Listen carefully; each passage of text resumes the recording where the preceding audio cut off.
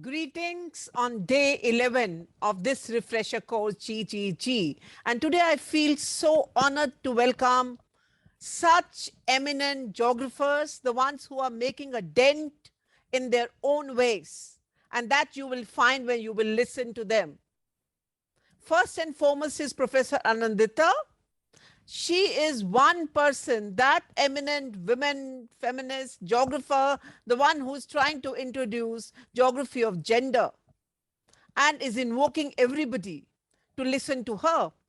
Professor Anindita Datta is a professor at Department of Geography, Delhi School of Economics, and her research interests and expertise are in the area of feminist geography, particularly indigenous feminism, feminist praxis, everyday life and everyday spaces, geographies of care, spaces of resistance, and issues of gender and epistemic violence.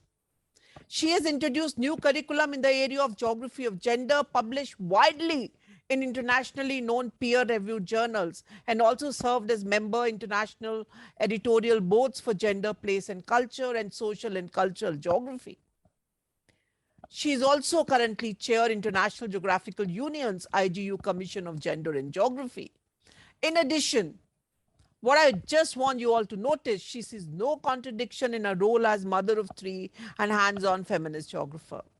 She is a woman with difference. And that's something what I just want all of you to imbibe in yourself and add value to your own syllabus.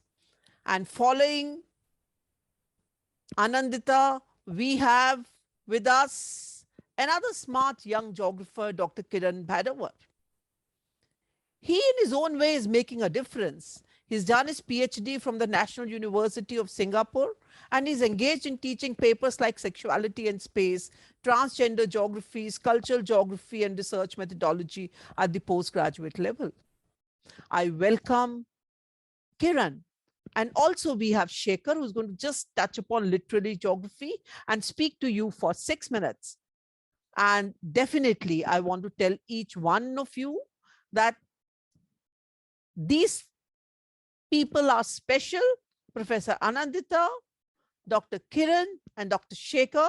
Please listen to them and add value to your curriculum spaces whenever you'll be restructuring your course. All the best to each one of you. Listen to them carefully and see how you all can contribute in new ways into subject called geography. Hello everybody, welcome to my lecture. I will be talking about the geographies of gender in India, their growth, development, theoretical positions, and the idea of regional genderscapes. I'd like to begin with a quotation, small quotation from a recently published work together with Peter Hopkins, Linda Johnston, Elizabeth Wilson, and Gisele Maria. This is from the Rutledge Handbook of Gender and Feminist Geographies. So I begin my quotation. Gender-based inequalities which intersect with sex, sexuality, race, and so on remain one of the greatest global injustices. End of quotation. Such gender-based inequalities have now been normalized and even invisibilized. And these are reflected in gender disparities in key areas of social well-being. So, in this particular lecture, building upon previous work that has been published over the last couple of years, I will be drawing on this work to address three key themes. First, I'll discuss the development of the subfield of gender and feminist geographies in India. What have been the different stages, milestones, etc. Moving on from this, I will talk about some of the theories that have been useful in writing geographies of gender in the Indian context. And finally, I would like to discuss the concept of regional genderscapes that I've developed as an analytical and empirical tool while writing geographies of gender in India. So the entire lecture will have three sections. Each of these are thematically different but can be read together. So without further ado, let's move on and try to talk about the development of the subfield in India. So, geography of gender and feminist geographies have emerged in the Western world in the 1970s. In India, the subfield still occupies a relatively marginal position. The trajectory of development has been markedly different from Western contexts, and further growth and deepening of the field is driven by certain institutional contexts and the landscape of research here. So I'll talk about all these issues at length, but first, before I begin, I would like to say that in my tracing the development of the subfield, I am inspired by Chandra Talapada Mohanty, who calls in her earlier work, 1986 and 2003, she has called for self introspection, for critical examinations of our own contexts, which are necessary to rebuild and reconstruct. Audre Lorde has also reminded us that the master's tools will never dismantle the master's house. So, this reflection on our own context and how the subfield, the discipline has taken shape in our own country is very, very imperative. Its importance cannot be underlined. So, in the lecture that follows, I have drawn very heavily from the last four country reports on the geography of gender that I have authored, and also two publications. I will share the references with you at the end of the lecture, and the material will be available to all those doing this course. So, at this point, I would like to say that feminist geography in India is still largely synonymous with geography of women.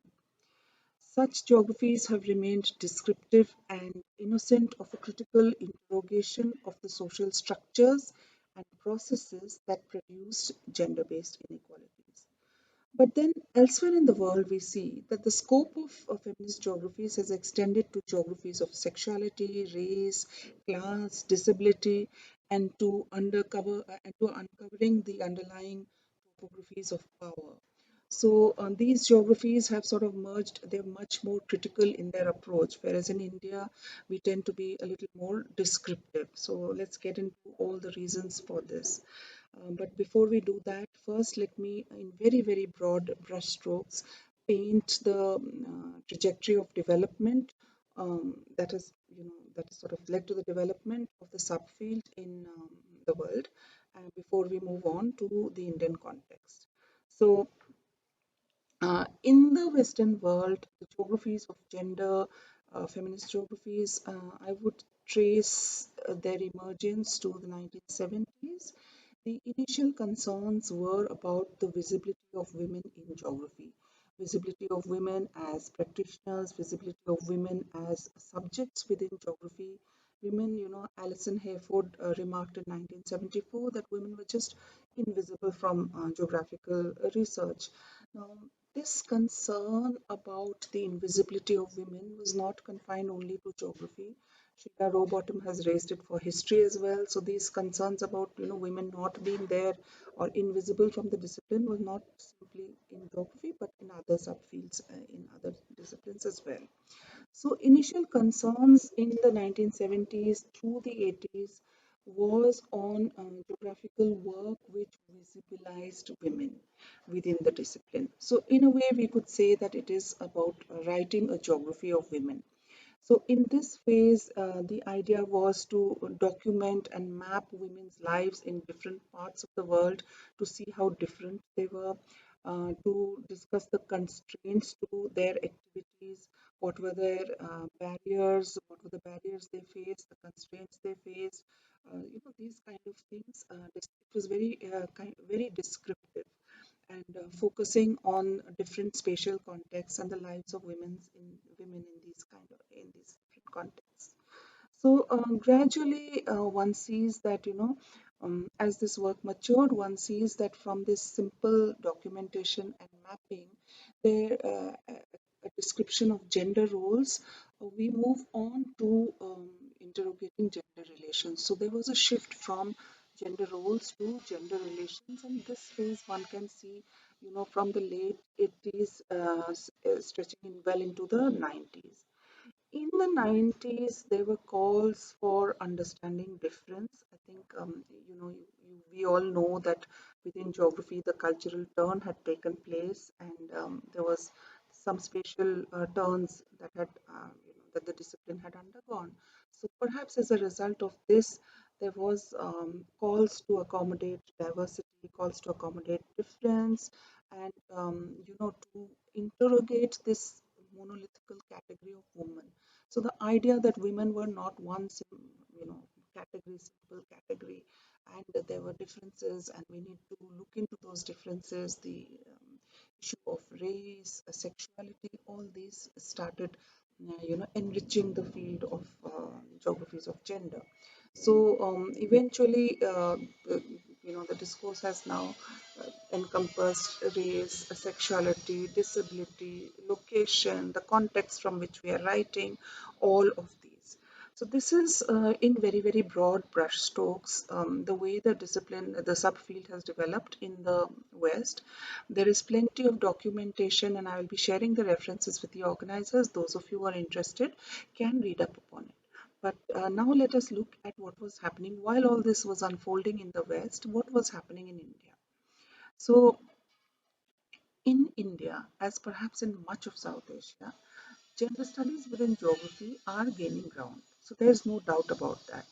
But they remain marginal, and what is a little disturbing is that they continue to be defined along a very typical fixed positivist template. And this is something that I've seen, over the last 20, 30 years, very little has changed as far as this influence of positivism is concerned.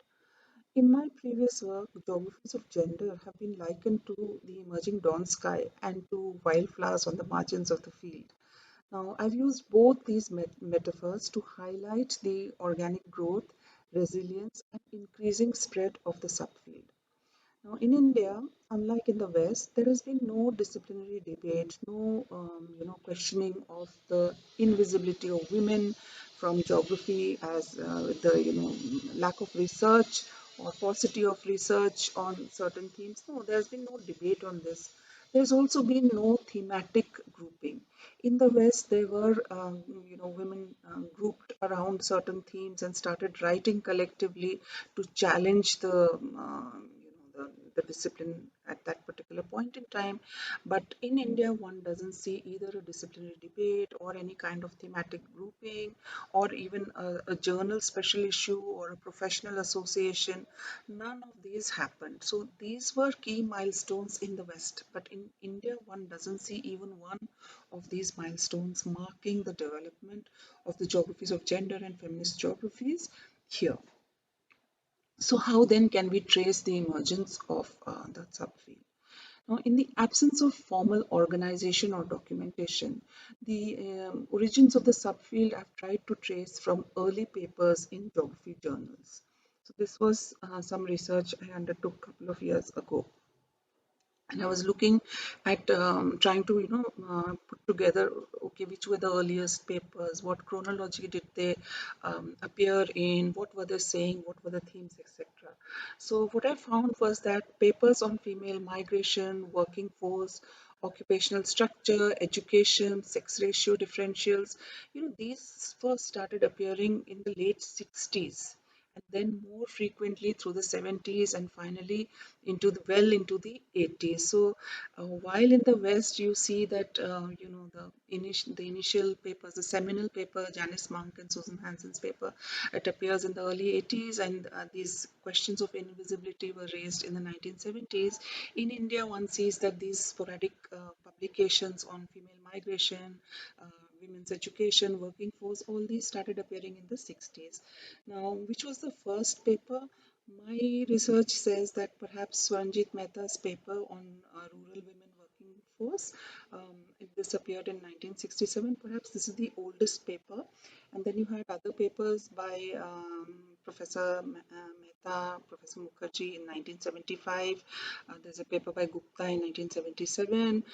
Siddiqui writes in 82. Then you have a paper by K. Sita, 85. You have Saraswati Raju writing in 1982, 1988 onwards. So, these early papers were very important in marking the emergence of the subfield in India. I mean, so these papers are literally seminal for for us. Now, what were these papers about? These papers addressed issues related to women, their work participation, their education, and all these papers, what they had in common was that they used an empirical lens. So, while some might have used census data, others were based on field work, but all of them used empiricism. Their lens was empirical. Now, as reflected in the Indian Council of Social Sciences surveys of research in geography, which were conducted by ICSSR, right from 1972, it appears that these themes were very much in tune with the disciplinary concerns of the time. Now, these disciplinary concerns at that time, they included migration, they included education, and other aspects of population from a very welfare-based planning perspective. So these earlier papers, these were very much in tune with the disciplinary concerns of that particular uh, period in time. They were not outliers, but they were very skillfully women's experiences, the data on women had been incorporated into the work and were not they were not different from the disciplinary concerns. So they were very well knitted into the disciplinary concerns of that particular point in time. Now, in a broader context, when we look back today and we have so much of documentation of what was happening in the 60s, 70s, 80s. So, in a broader context, it is very easy to see that these papers appeared at a time when there was a rising global consciousness for women's rights. So, the United Nations Decade for Women had been declared, we all know 1975 to 1985. The Convention on the Elimination of All Forms of Discrimination Against Women had been adopted. In India, very interestingly, the Towards Equality report in 1974 had been, published and tabled in the Parliament. And this report explored the status of women in the country, and it was tabled in the Parliament at a time when Mrs. Indira Gandhi held sway as the country's first woman Prime Minister. So, looking back, it's interesting. You see, mainstream cinema at that time, there were a lot of women-centric films being made. So all of this, the popular culture, the political climate, all of this seemed to be very, very conducive to research on women. But it is not eminently clear whether the global and the local context had directly influenced these early papers. So, were these authors who were writing, were they influenced by these, or was it just their PhD work which they were looking to publish, or what was the context within which, I mean, how deeply had the context really influenced their work? It's difficult to say. Nonetheless, some of these authors who are now in their 80s, when I interviewed them for an ongoing project on career trajectories of women in geography, these women appear to have been clearly far, far ahead of their times in their interest and sensitivity to issues relating to gender. So, given that, it is difficult to say whether it was their own interest that propelled these publications or it was a kind of a resonance of the context, the larger global context and the local context that sort of was resonating in their work. But they were clearly, all these women I interviewed, clearly very, very driven and had been very sensitive to issues of gender right from the beginning. Now, within the discipline of geography, elsewhere in the Western world, there was a strong critique of positivism that led to the emergence of humanistic, behavioral, and radical geographies. We know this has been so well documented. But in India, feminist activism on the issues of dowry and violence against women had become visible. Manushi, India's first journal addressing women's issues, appeared in 1979, and the first women's studies conferences had begun to be organized through the late 80s. So these larger, this larger context doesn't really seem to have impacted geography teaching in the different departments.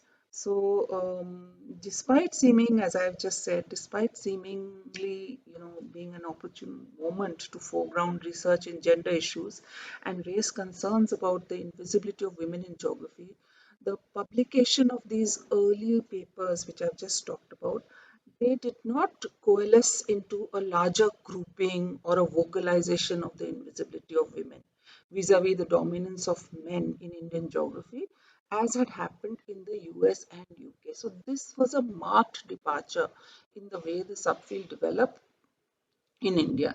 Yet I would argue that it is through these early papers that the beginnings of the subfield in India had been established. Now, how did we move on from here? It's a very interesting story, and I'll just give you some of the highlights. A detailed analysis points to the organic growth of the subfield through a kind of a multiplier effect, the role of international networks, and specific milestones which were different from what happened in the West. So one can say that a set of circumstantial factors rather than overt strategizing along with an organic growth seems to have driven the expansion of the field. These include a census of India's greater sensitivity to enumeration of women's work and the concerns with under enumeration of women. This was at that time there was this this declining sex ratio discussion going on, and efforts were being made to capture women's work, all aspects of women's work, look into this issue of under enumeration of women. And so this is one of the things that sort of marked the emergence of the subfield, drove the emergence of the subfield in India, the availability of more data, segregated data that we got. Another significant development was the publication of a gender atlas by Professor Raju and her team. So we have now two editions of this atlas. The original came out in 1999, and subsequently you can find an updated version, which is there on the websites, and it's free to download. So this was a very significant contribution, significant milestone in the Indian context. So this atlas is there against the census efforts. Then you have the atlas, and then you also have around the same time you have key international collaborations at the level of bodies such as the IGU. So additional catalytic factors that comprised that played a role at that point in time were the inclusion of a course on gender and geography in the national body, which is the University Grant Commission's model syllabus in the year 2000.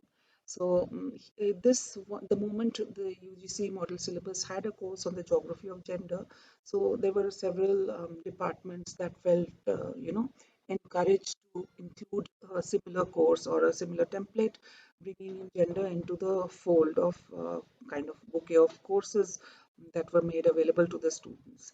Now, subsequently, there were introduction of flagship courses of geography of gender at some of these university departments. Ours was among the first, and so that course has been running now for continuously since 2007, actually.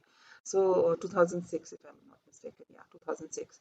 So other developments include the organization of two major international conferences in our department on the theme of gender and geography, and these conferences were very interestingly, they were endorsed by the ICSSR, okay, and also the IGU Commission on Gender and Geography in 2010 and 2014. So 2010 and 2014. So these were again milestones because once you have this kind of large, huge, visible conference, and you have delegates from we had delegates from over 14 countries attending, and huge number of delegates from India. So particularly among the younger researchers, I noticed there was an interest in knowing more about the field, the kind of research themes that people had been working on worldwide, which were presented. And also there was we saw a jump in the enrollment on the IGU um, Gender Commission's mailing list, because most of the young delegates, they signed up to be on to receive regular updates, to receive our newsletters, and to be plugged into what was happening in the subfield, and they drove the growth of the subfield subsequently. So the key drivers, together with the induction of women researchers working on gender in in the 19 1980s or the 1990s. Now, these women had been inducted into teaching positions and were, they were conducting research within their research groups on gender, then the inclusion of the model syllabus, the two conferences, the gender atlas. All of these were like little milestones which drove, the growth of the subfield. So, what one can see is that from the 1990s onwards, through the early 2000s, we see that there is an increasing volume of research on gender within human geography in India. So earlier one would look for sessions to, to present our work on gender, and you would have very few conferences or seminars which had sessions on gender. But over time what one noticed was that almost every conference that was being organized, every national conference that was being organized with the support from UGC or ICSSR, they tended to include one session dedicated to gender.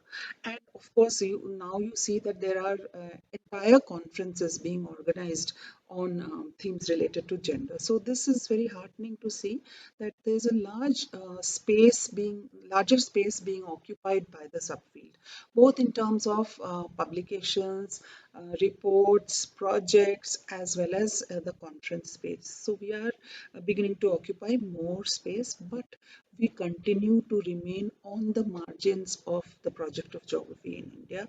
We continue to retain a kind of a marginal position.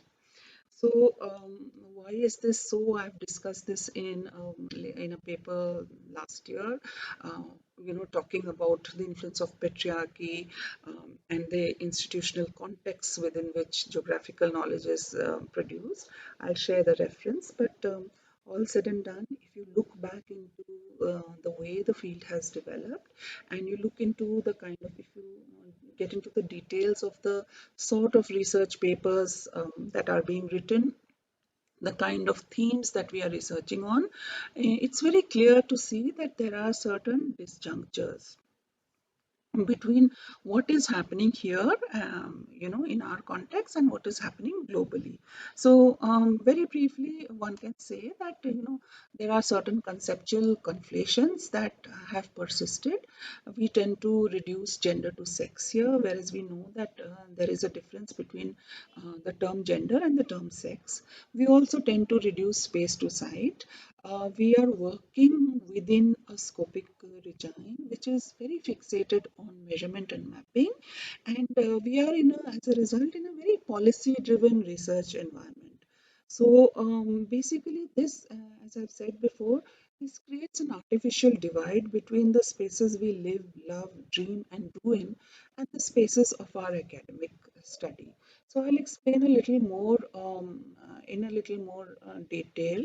Um, so what has happened is, as a result of all these factors, we seem to, those of us who are in the subfield and who are writing geographies of gender and feminist geography, we find that we are writing against an onto-epistemological triad.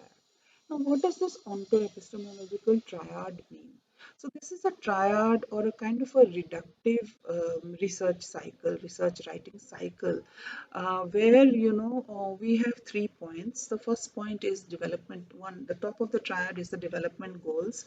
Then you have the petrification of concepts, and third you have the quantitative methods. So these are the 3 points of the triad. Now, most of the issues of gender are seen as issues of development.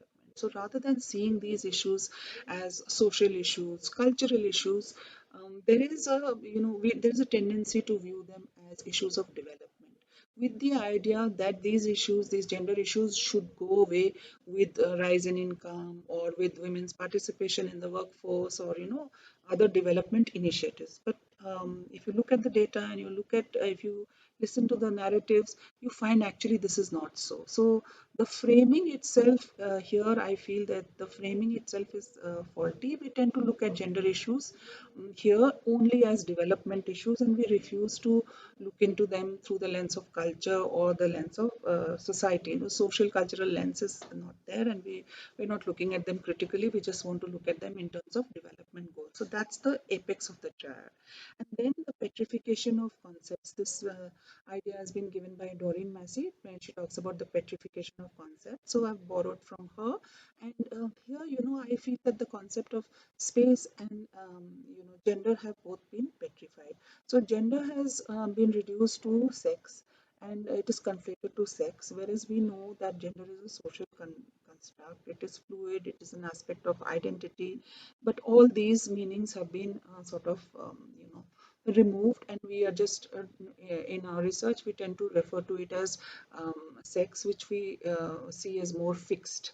So similarly, space, the idea of space, the being dynamic, fluid, always in the process of being made, this is sort of reduced to site, which is just an astronomical location, a point in the map. And this point again we are looking at from above, a view from nowhere, or a god trick, which we tend to replicate, very good at replicating. So you have, this is the second point of the ontological triad, and then you have the quantitative method. So now obviously if you're going to be using the lens of development, and you're going to be using these very fixed notions of gender and space, then it is these quantitative methods that are going to be more privileged. So within this triad of development goals, fixed notions of gender and space, and the quantitative method, so within this triad, all the questions, relevant questions that can be researched, they all need to be framed within this triad. They end up being framed within this triad.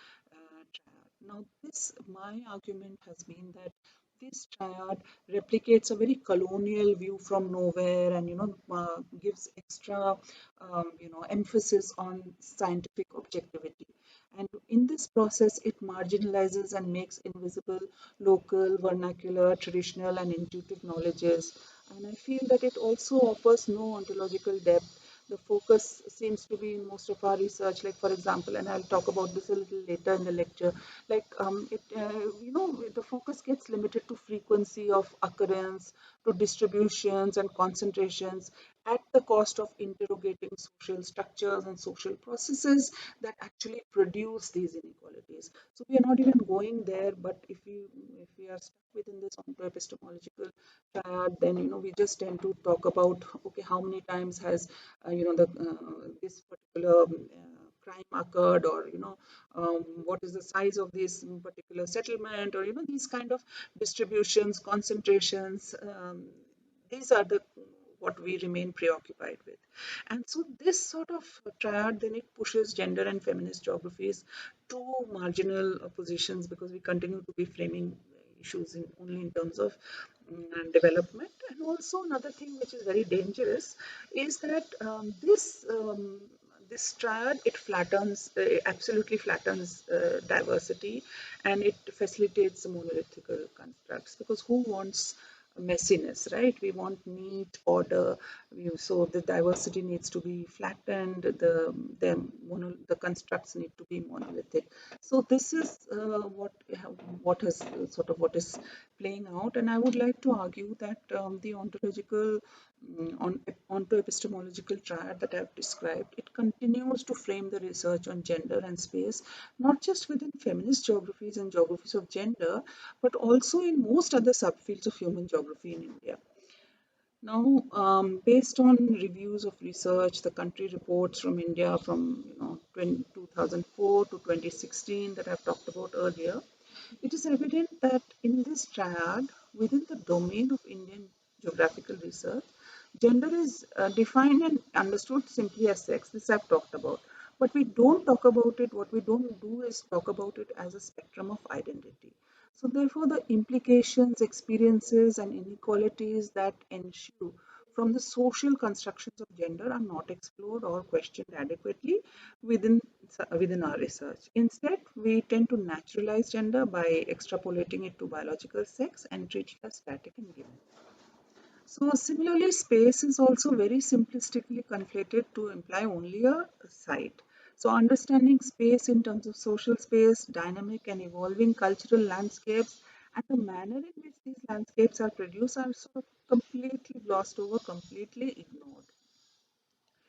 So obviously, as I've just argued, flowing from this stance, mapping and measurement based epistemologies, which comprise quantitative methods. They are privileged, they are emphasized, they are treated as real methods. So, quantitative methods, these are far more suited, we all know, to descriptive and prescriptive research, and they are ill equipped to address questions pertaining to reflexivity, politics of representation, power in research relationships, and fieldwork. So they leave little room for questioning the androcentricity of the field, the male dominance, or they also leave us very little room to engage with critical social theory. So this is one of the reasons, one of the main reasons why I have argued that the growth of the geographies of gender in India have been circumcised, like we have been limited to particular areas. So emerging from flat positivist understandings of space, they rob space of layered possibilities and conflate it to sight. Similarly, the fluidities of gender, as I've just said, these are lost, and the pervasiveness of this vicious cycle, I call it a vicious cycle, has invariably led to lopsided research focus on the practical needs of women while glossing over their strategic interests. Now, what are the practical needs of women? These are the needs which would, related to performing their gender role. And strategic interests, what are strategic interests? These are the interests of women vis-a-vis men related to the unequal distribution of power. So that is a domain we are not even getting into because of this kind of ontological triad that our research seems to be trapped in. So as a result, the structures and processes that create and reproduce unequal and gender topographies of power have remained uninterrogated in our research.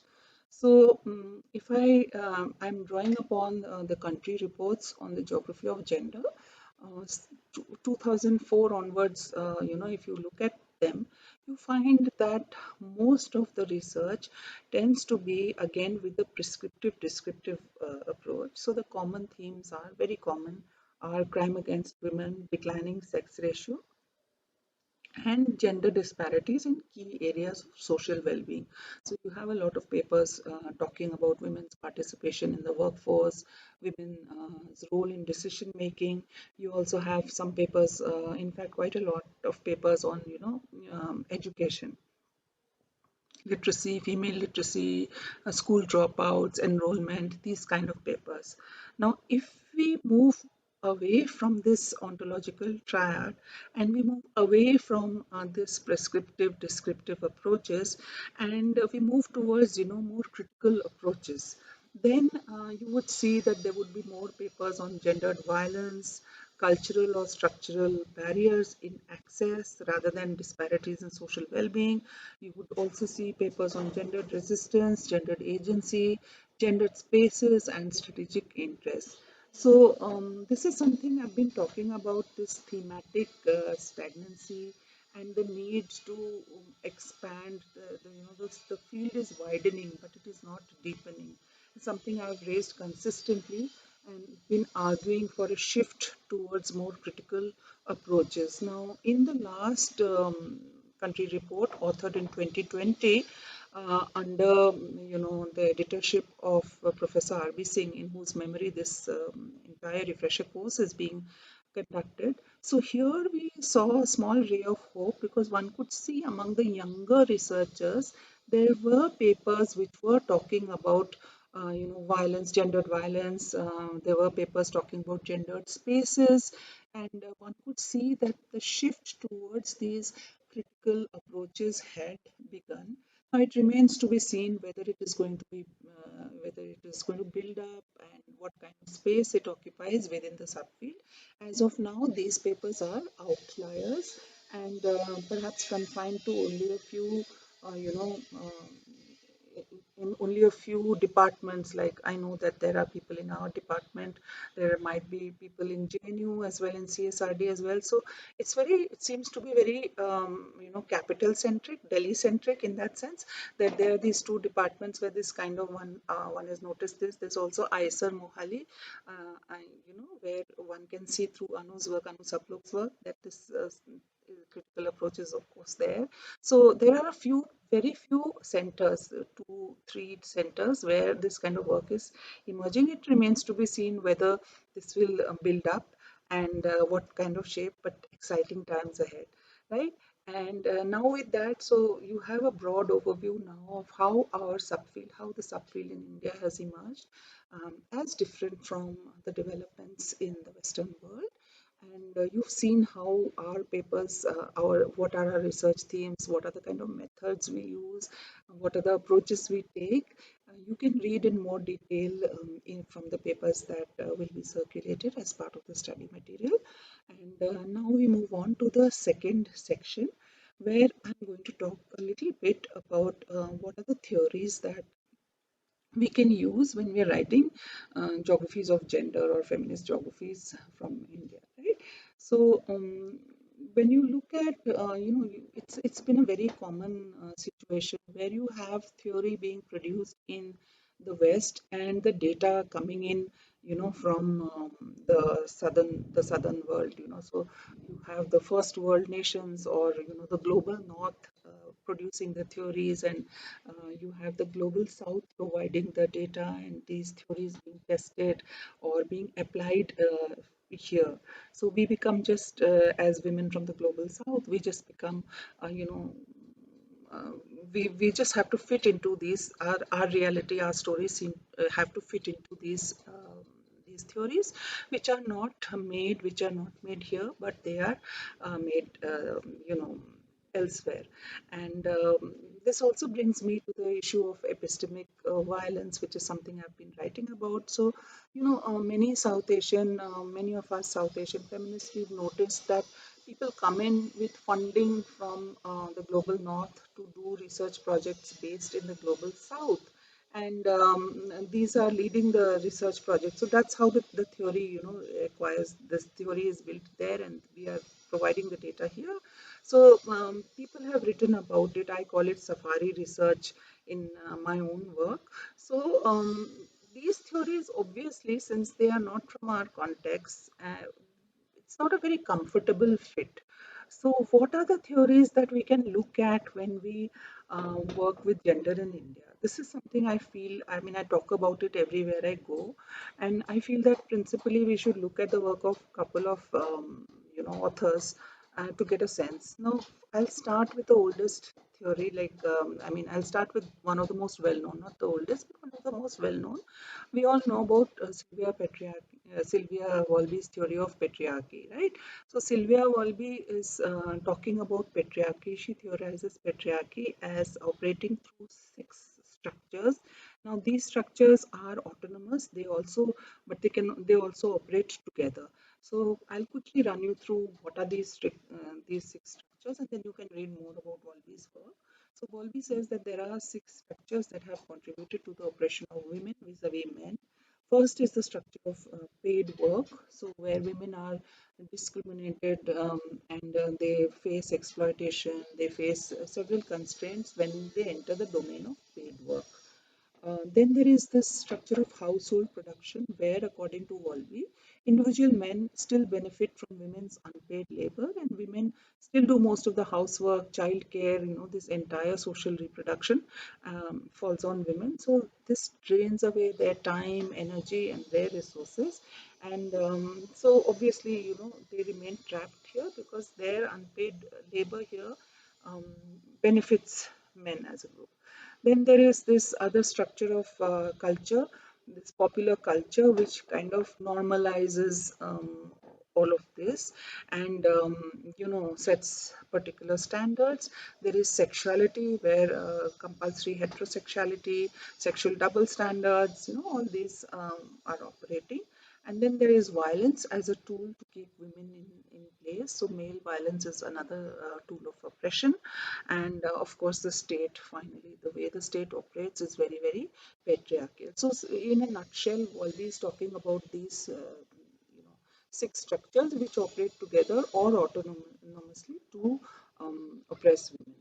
Now, this theory has been widely read and applied, and there you can try to fit our realities. Also within this, you do see that yes, you do see male violence, you do see patriarchal state, you do see household production. Okay, but in addition to Volby, I think a very, very important theory that we need to read is Kandioti's work on classic patriarchy.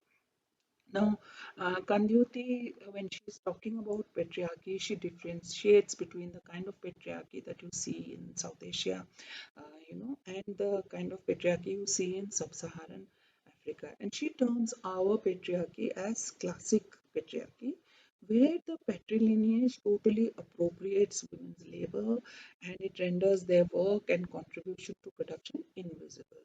So, according to Kandyoti, the cyclical nature of women's power in household and their anticipation of inheriting the authority of senior women encourages this kind of internalization, this internalization of this sort of patriarchy.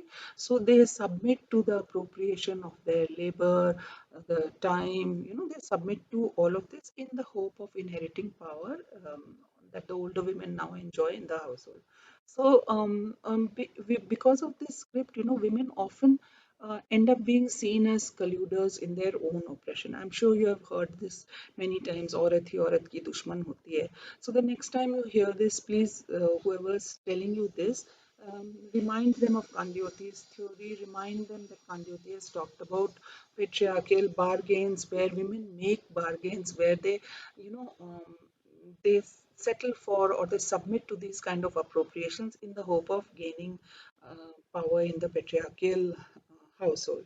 So this is a very interesting theory, and I would invite you to read more of her work. This is in a very, very 2, 3 sentence summing up, but it's a very interesting theory and very applicable to our context. And in my work, I have applied this theory even to our academic context, where you can see how women's work is made invisible, how they're kept on the margins, and all of that. So you can read more about classic patriarchy. I think it fits our situation to a T. Also, I'd like to say that here I'd just like to make a note and say that in my own work, I've argued that patriarchy is not uniformly constructed all over, but there are regional variations. So we will be discussing this a little later when I talk about the concept of regional genderscapes. So, but please do read this theory of classic patriarchy and patriarchal bargains that has been advanced by Kandiyoti. Now, moving on, another very interesting idea that I find easy to work with and very fits our situation is the idea of a kinship contract. Now, this kinship contract has been given by South Joseph in 2005. She talks about, a kind of a tacit kinship contract in the Asian region in which men of a particular kin group, like Biradri, we can say, they enter into some kind of a tacit pact to control the labor, sexuality, and mobility of women in the name of protecting them from. So this again fits our situation very well. Then you have V. Gita's work. V. Gita on in her that little book that she has where she's talking about patriarchy. She's very beautifully described the productive and punitive aspects of patriarchy. So she's talking about if you conform to the role of a good mother and a good wife, then patriarchy tends to reward you, which is the productive aspects of patriarchy.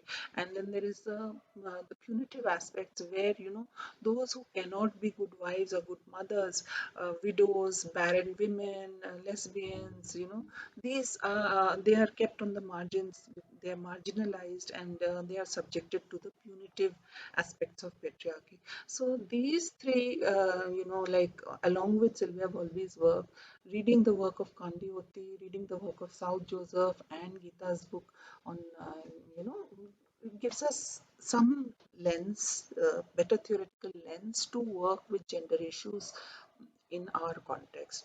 And why I'm emphasizing this is right in the beginning, I had said, somewhere in the beginning, I had said that, our research seems trapped in this kind of a triad, ontological triad, where we tend to keep framing them, framing gender issues in terms of development. So if you want to go beyond that and look at the lens of society and culture, social cultural lens, then these theories provide a very useful frame.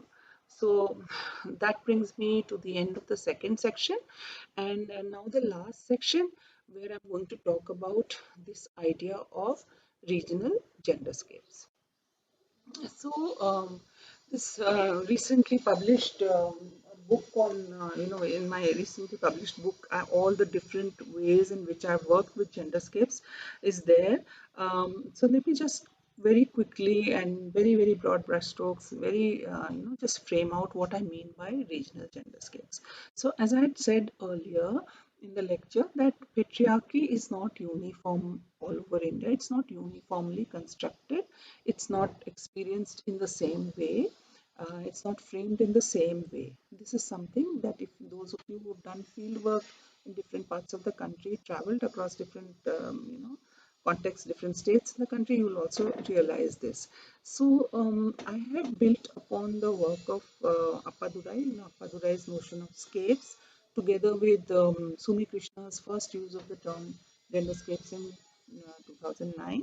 So I'm arguing that what is the central argument? The central argument is that the extremely diverse geographical contexts in India, they are instrumental in shaping gender roles and gender relations through a host of socio-geographic factors. So this idea of a regional genderscape is very useful to describe regional differences in gendered lives within the overarching system of patriarchy. So the concept of regional genderscape, therefore provides a very useful framework within which the links between gender, space, empowerment, agency, all of this can be understood in our context. So I contend that basically these regional genderscapes, they are anchored strongly to the organically developed socio-cultural regions of India. Now, these socio-cultural regions themselves, they are a product of the interplay of geographical factors as well as regional, political, and social histories. So, they reflect regional differences in language, kinship, and other social and cultural factors. And I argue that within these regions, it is the differences in terrain, agroclimatic conditions, mode of economy that have historically determined these initial need for women's labor in the rural agricultural economy. So it is the need for women's labor, and the need for women's labor is also again sort of determined by the kind of terrain, the mode of economy that is in operation. So the early interregional differences may underlie, the subsequent regional disparities that have grown, the differences that women have in accessing public spaces. Like in some regional contexts, you see that they very freely occupying public space, where they're very freely entering the domain of productive work, whereas in other contexts, they are not so easily able to access public spaces, and they seem to be confined to the reproductive work within the house. So within these locations, the differences would arise along caste, class, the lines of religion, for just a few. So basically, the idea is that the differences in terrain, okay, they determine the need for women's labor, because the differences in terrain, and then certain areas, because of these differences in terrain, they have set off, they're not so conducive to particular kind of economic activities, and they're more oriented towards different mode of economy. So from these areas, there have been historically evidence of male selective outmigration. Now, when there is an evidence of male selective outmigration, so it is women who are managing the rural economy, and they're more visible in the public spaces, etc. So, in a nutshell, this is it. You can read more. I will provide the reference. So basically, briefly put, these regional genderscapes, these are differentiated from each other based on differences on the realms of geomorphology, climate, prevailing social relations of kinship, class, caste, as well as the realm of customs, traditions, beliefs, rites, rituals, all within the practice of our everyday life. Now, earlier in my earlier work, I have referred to these as realm of nature, which is referring to the geomorphology, the social relations, which refer to the kinship, the meaning, which is given through popular culture and the way these genderscapes are experienced. Together, all these layers they overlap to produce a realm of agency, as well as to outline specific constraints that women would have within each of these. So, in a nutshell, a regional genderscape refers to an amalgamation of real and imagined spaces within which gendered lives are lived. They are rooted in real or physical space, but built into an abstract space that encompasses the lived as well as the imagined space. So this notion of space, the regional genderscape, it includes all perceptions, portrayals, and performances of gender. However, regions as distinct geographical and social spaces are dynamic. They are constantly evolving and they are liable to be affected by a host of factors operating locally, such as technological innovations, disasters, social movements, or policy based intervention strategies, among others. So, all such factors could eventually transform the very nature of these spaces and also impact gender norms, women's work, and gender relations. So, in a nutshell, then, if you are going to be writing geographies of gender from India, using the notion of, I invite you to use the notion of regional genderscape. Data is easily available from the Census of India, from different agencies that produce data that make data. Now there are so many even online that are there. You can also augment through primary you know through field work, so primary sources. So using this tool of genderscape, regional genderscape, provides very useful framing. You can frame this very interestingly. So thank you so much for listening with so much of patience, and I look forward to more interactions. I'm available on email. You can also find my page on the university website, and any questions, any queries, I'll be very happy to address. And I'm leaving the references with the organizers of the course. I wish you all the best and thank you very much once more for your attention. Hello, everyone. My name is Dr. Kiran Bhairannavar, and I am based at the Department of Geography at the Delhi School of Economics in the University of Delhi. Today, I will be speaking about sexualities in geography, basically trying to open up a space for discussion in academic geography as a part of this refresher course. When we look at the contemporary Indian context, one with one comes across terms like lesbian, gay, bisexuals, transgenders, hijras, kotis, queer, questioning, intersexed, and asexuals. We also come across terms like straights, referring to the majority heterosexual population. And we need to thank the telecommunication revolution today that dating scenes have changed. There is a large influence of social media, be it Facebook, be it Instagram, be it, say, WhatsApp, for example, which are highly sexualized. If you very keenly look at them, they're highly sexualized, and we are exposed to them. We are learning a lot from them. We also watch movies on OTT platforms like Netflix and Amazon Prime, and we have access to sexually bold content, sexually experimentative movies, and we are learning a lot from them. Not just we as geographers, but we as a generation who is exposed to this telecommunication media with internet, with social media, and thus cinema is getting bolder. And lastly, we see that there are wider changes in the sexual culture, either be it of urban India, urban metropolitan India, or trickling down towards small town India or even rural India. So, how do we make sense of this? And how are social scientists, academicians making sense of it? Is an important question that we need to look at. And how are geographers looking at it is something should be thing of discussion in today's lecture. So, academically, sexuality has emerged as a buzzword in contemporary social sciences, be it anthropology, be it linguistics, be it sociology, and or even history. So, but when we look into Indian geography, we hardly see works on sexuality emerging, or we hardly find a student who is working on it, or a unit in your social geography or cultural geography class which focuses on sexuality. So, in this lecture, what I'm going to do is open up a space for looking at the potentials of studying sexualities in India, and also looking at the importance of studying sexualities in the Indian context by Indian geographers. And what I'm also going to do is discuss certain directions for sexuality research in and on India. As such, this lecture will summarize contributions of geographers to the study of sexuality. We'll also talk about something called queer geographies, which comes out of the geographies of sexuality literature um, in the West.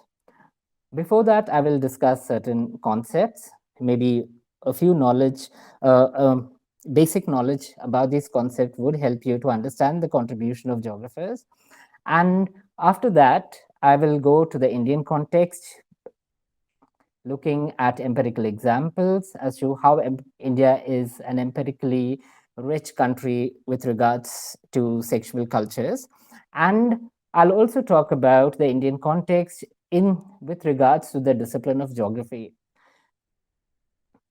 Lastly, I would discuss certain potential directions where we as scholars can look at sexuality while doing research. Now, when we talk about basic concepts, like there are a few, when we talk about basic concepts in sexuality studies, I would discuss three concepts here, and they are sex, gender, and sexuality, so that you could understand more what do I mean or what do geographers mean when they are talking about these. And when we talk about sex, it is largely refers to the biological traits like male and female, transsexuals. And here we are looking into basically your biological characteristics. So when a baby is born, the baby is declared as male or female, depending on its primary biological characteristics or primary sexual characteristics, that is, the male genitalia or the female genitalia. And when in common sense, we know that there are males and there are females. Uh, but what many of us also don't know that there is also a third category called the intersexed babies, whose genitalia is not clear, whether it is too small to be called a penis, too large to be called a clitoris. So the doctors decide, they ask the parents, do you want a boy, do you want a male child, or do you want a female child? And then they operate intersexed babies. So we have, in common sense, we have two sexes, which is largely in prevalence. The intersexed sex is very, very uncommonly heard of. But if you look into sexuality literature, you will find males, females, and the intersexed. Then we have the concept of gender. Gender is basically social roles that are assigned to particular sex. So there are certain set of roles that are given to males, and then by inculcating these roles or by fashioning around these roles, they become what we call as masculine or men. And there are certain set of social roles assigned to females, and by following them, they become women. Um, they inculcate feminine traits. So when we talk about gender, it is very different from sex. So males grow up to become men through social fashioning, either it's clothes, the way you speak, the job that you do, the roles that you play in the society. So many times we talk about like men are not supposed to be like this, or boys are not supposed to be doing this. This is basically what is about cultivating gender in males. And girls are supposed to walk like this, girls are supposed to dress like this, is something is about social fashioning. It's a gender fashioning around of females so that they become women. So when we talk about gender, these are social roles that are assigned to particular sex, and these social roles are not only just about talking and walking. They can also be about your jobs that you do, or the roles that you play, or the responsibilities that you take in the society. So we have something called the masculine gender identity, then we have the feminine gender identity. Through gender, you fashion yourself either as a man or as a woman.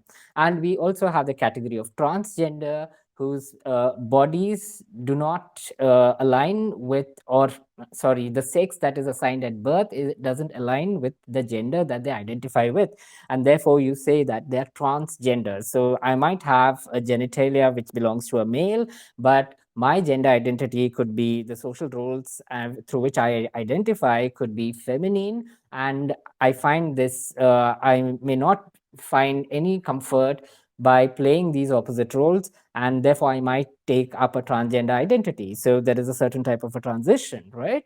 So we are talking about sex and we are talking about gender. The third concept I would sorry, even before going to the third concept, I would briefly talk about patriarchy. Now, what patriarchy? I'm sure everyone has heard about patriarchy, but very briefly, I'm going to talk about patriarchy. Patriarchy is a system which puts men in a superior position over women. Men are supposed to be more superior than women through their roles, through the jobs that they do, through the money that they bring. And this system is where men control themselves first, they control other men, they control women and children. And this controlling of men, of women, puts both the sexes in a very in a certain type of a power relationship that drives the society in a particular way. So it might not be the best definition here, but it's just as a workable, just to understand here, because patriarchy is something it will come further, like in our discussions. So the third concept I would like to talk here about is about sexuality. When we talk about sexuality, we are talking about, like, what does sexuality include? If sex includes your biological characteristics and gender includes your sociological characteristics, what does sexuality include? Now, sexuality includes your desires. As to whom do you desire, what are your desires, what you feel, your orientations, whom are you oriented to? Are you a male who's oriented towards, sexually oriented towards female? Or are you a female who is oriented towards another female? Or are you a female who's oriented towards another male? So the this is called sexual orientation. So sexual orientations, from sexual orientations, we have homosexuals. Homosexuals are persons who are attracted or oriented to their same sex. Like, men are oriented, like, sexually oriented towards men, women are oriented towards women. So that is so you have homosexual, you have heterosexual, and then there are many other orientations that you could just Google it and see. Then we have sexual practices. So one is your sexual desires, what do you feel? Second one is your orientation, whom are you oriented to? Third one is practices, what is it that you exactly do in a sexual act? And fourthly, we have identities. Based on these practices, desires, and orientations, how do you fashion your life worlds around what you do, what you feel, and what your orientation is? So your sexual identity, very roughly, again, as I'm saying, there are many debates on identities, and there are many theories and also, but I'm not going into that. I'm just very roughly giving you as to what a sexual identity is. And then we have a concept of queer. Now, I'm sure you have heard about this word queer, the queer movement, queer sexualities, queer pride march. So queer, again, is a complex term, but very simply put, it's an umbrella term that for all the non-normative sexual identities.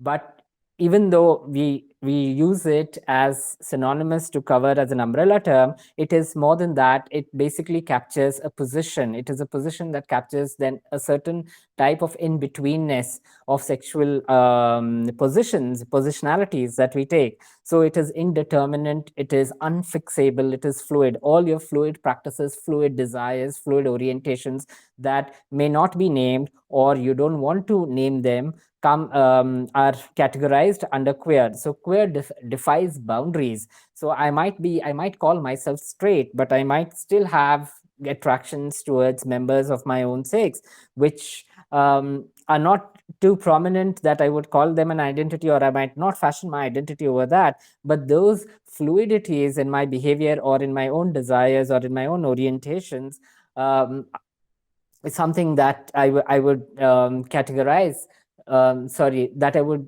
keep it as queer, undefined. So we have something called queer that we need to understand. And so these three concepts, I guess, as of now, are enough. If there are more concepts, I will define them as we are going along with the lecture.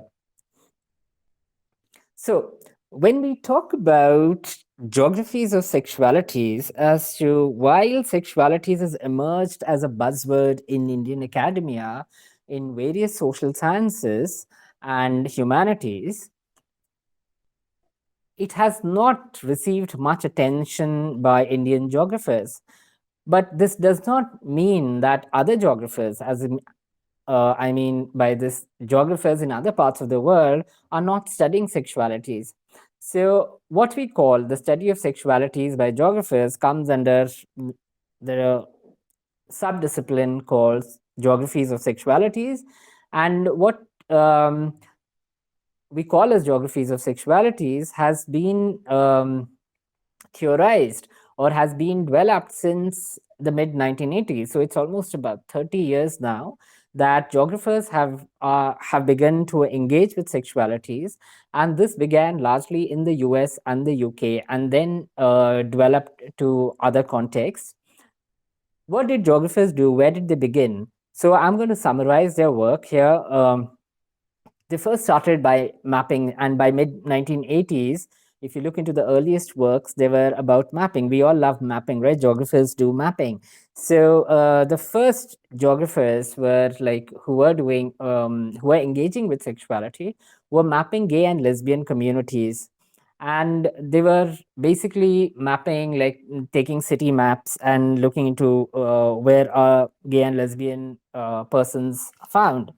And these were the initial works. They were also looking into the concentration of populations of gay and lesbians, gay lesbian communities in the West, basically the US. And so these were the initial studies.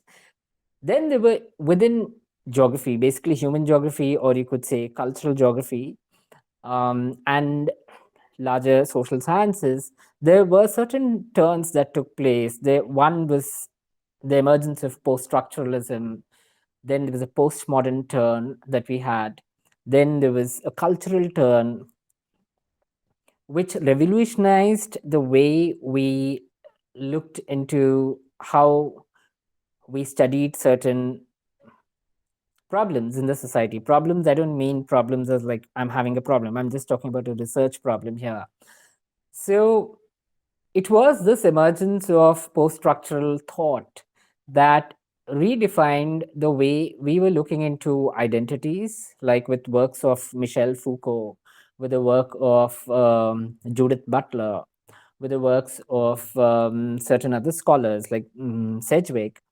So these new works gave new concepts and new ways of looking at society for scholars, for researchers, and this percolated, or this was taken by geographers to relook at space and its relationships, people's relationships with places and spaces. So here within the geographies of sexualities, we had a second body of literature which went much beyond just mapping gay and lesbian communities over space, and they were looking into how identities are produced, and how these identities have a certain relationship with spaces, and how spaces themselves are produced. So, what Judith Butler's work says, that identity is not something that is given, or it is not something that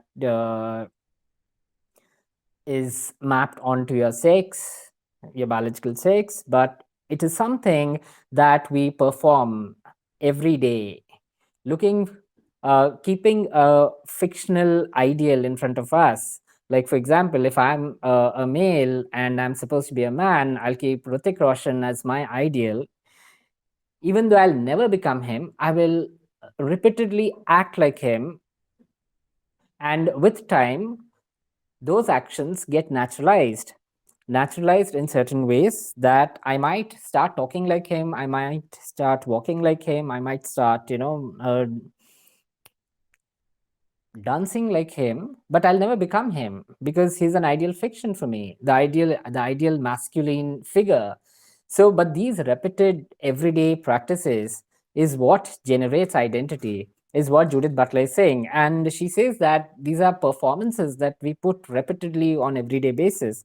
And she says there's not much of a choice because it is just not performances. These are performativities. And by performativity, she's talking about a certain socially um, ascribed roles in which we need to fit, and those roles we play every day to become an ideal woman, to become an ideal man, to become an ideal sexual being.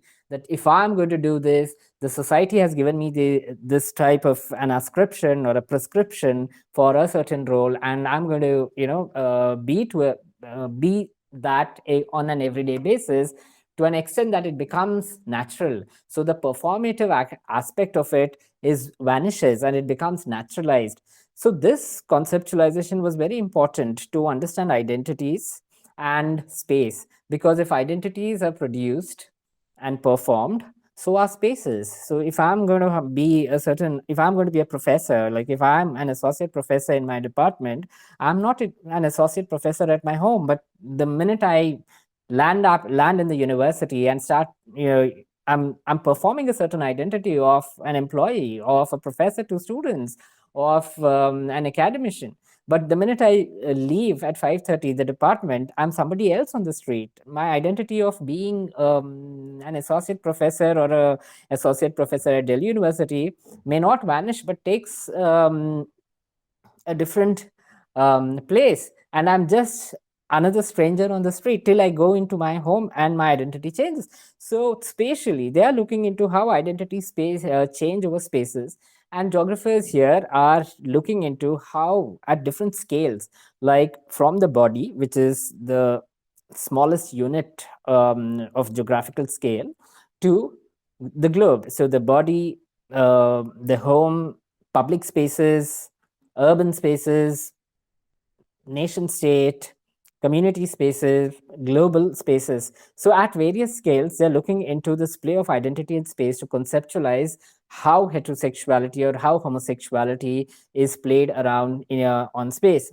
And then what happens to this is that soon there are many works that are produced, and sexuality starts being recognized, especially by subdisciplines like social and cultural geography, political geography, economic geography, or urban geography, and even health geography. So, sexuality then makes a place where, within the subdisciplines of geography, looking at how sexuality then becomes an important axis of difference, an important unit of analysis to look at the world, to uncouple a complex social phenomena.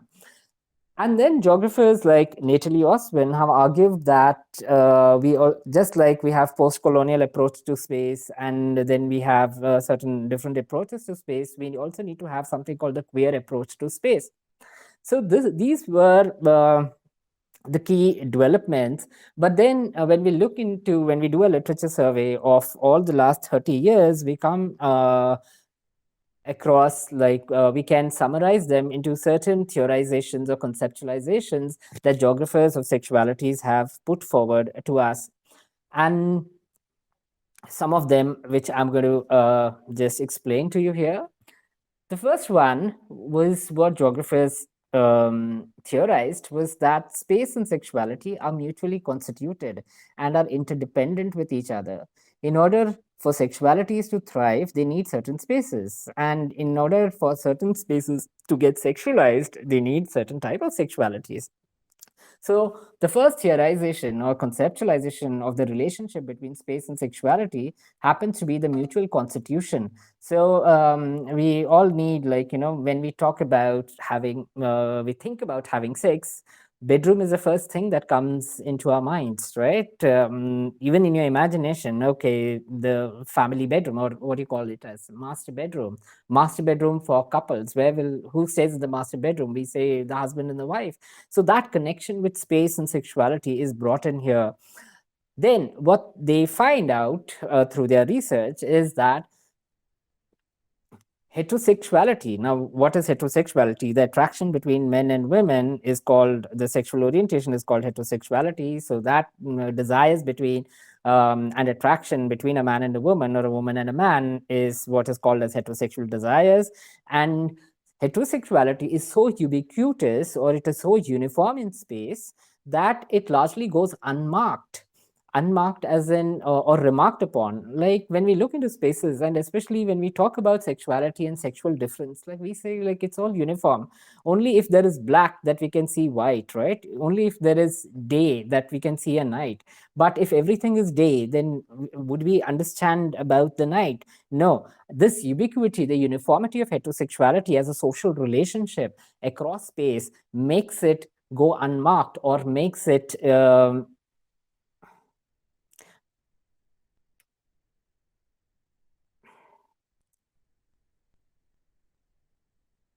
yeah, makes it go unmarked. Sorry for this interruption of my battery. So go makes it go unmarked or remarked upon.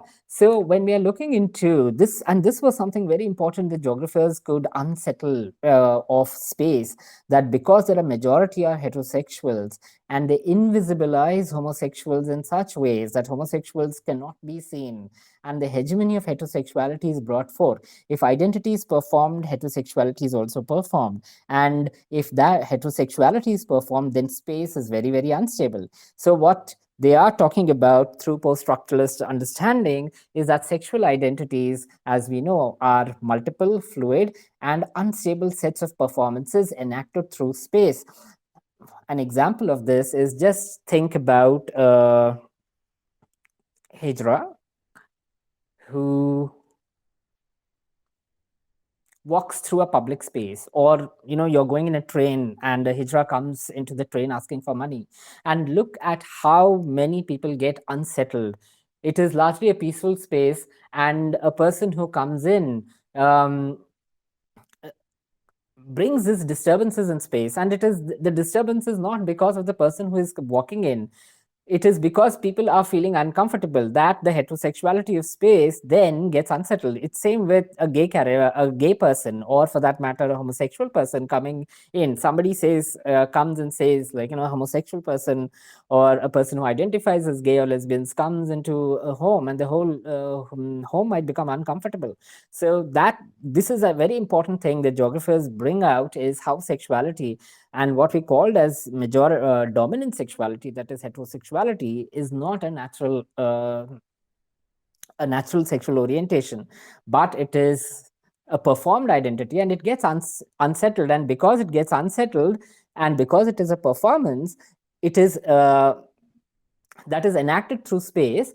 It hegemonizes itself by reproducing itself through various institutions of religion, of the state, and of the community, or for that matter, the institution of the family. The heterosexual hegemony as an ideology, heterosexuality as an ideology remains always at a risk of being unstable, so it keeps reproducing and reinforcing itself in various spaces.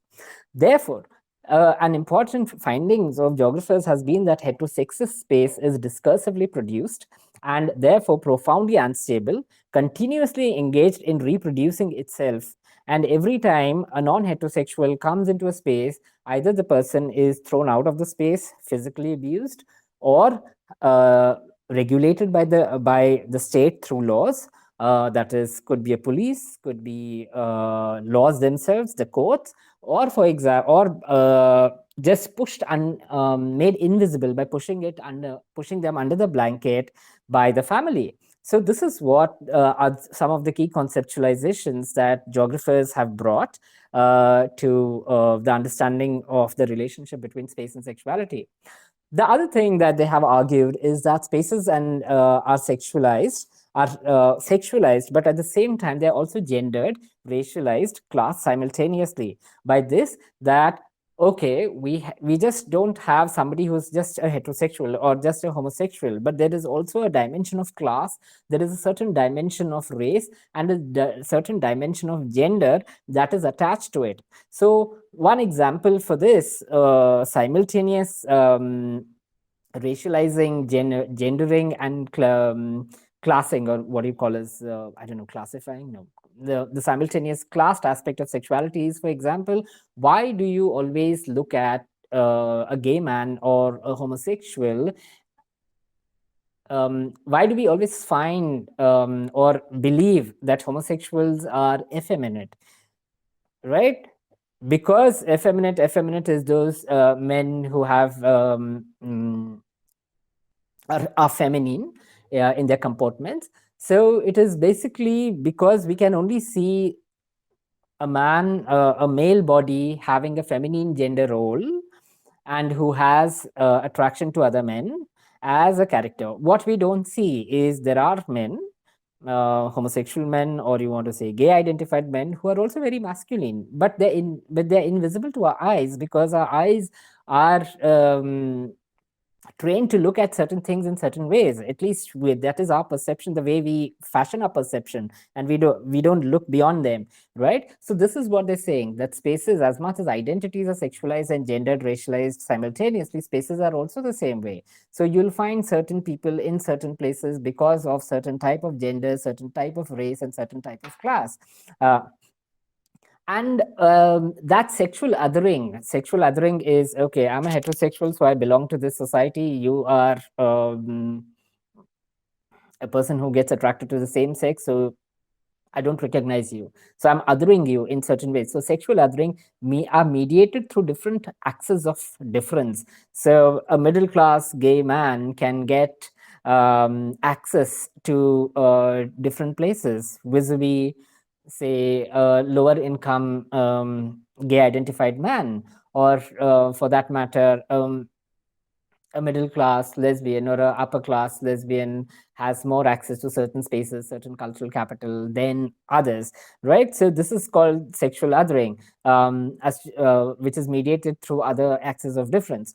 So then going forward, what geographers have further challenged is, when geographies of sexualities as a body of work was emerging, they had largely examples only from Europe and America. European societies like Paris, say London, or the German society, or the American society. They had examples, that case studies from these, and it was largely seen that the whole subdiscipline that was growing, the body of knowledge that was growing, was very Euro-American centered. And there were other geographers of sexualities who came to challenge this, that all your concepts, theorizations, relationships that you are talking about comes out from case studies and theorizations that have emerged from Western context. So that needs to be challenged. We need to study other societies. We need to study diverse societies to understand these concepts. We aim to understand new relationships between spaces and sexualities. And this is because any type of queerness or any type of some sexual practice that challenges sexual norms gets mediated through various structures that are specific to social context, to specific social context.